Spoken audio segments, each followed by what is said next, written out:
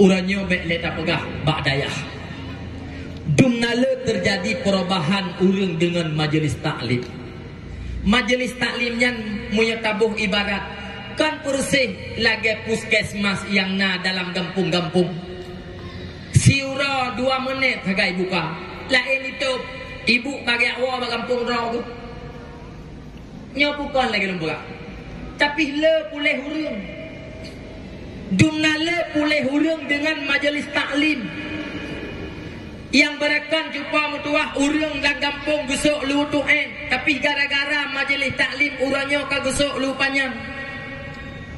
Berakan cuba mutuah hana semayang. Tapi gara-gara majlis taklim kadang-kadang urangnya kan semayang. Kadang-kadang truk bak jamaah gulit gupu tetap. Gara-gara majlis taklim. Bayangkan perubahan-perubahan yang terjadi bak generasi-generasi katanya. Apabila jih tak titip bak rumah sakit raya, tak bedam juga mertua rawat nginap bak rumah-rumah sakit yang haya-haya.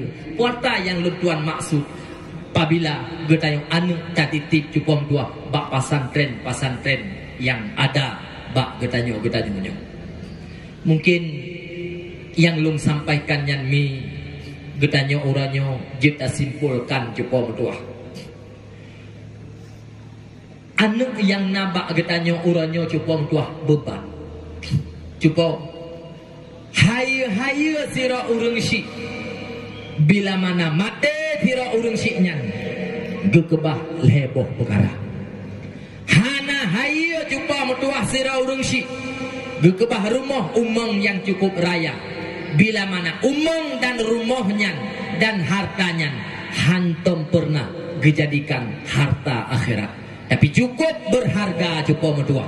Bila mana sirara urang kaya, sirara urang na belanja, kayanya dan belanjanya gede pedot cukup medua kekaya akhirat.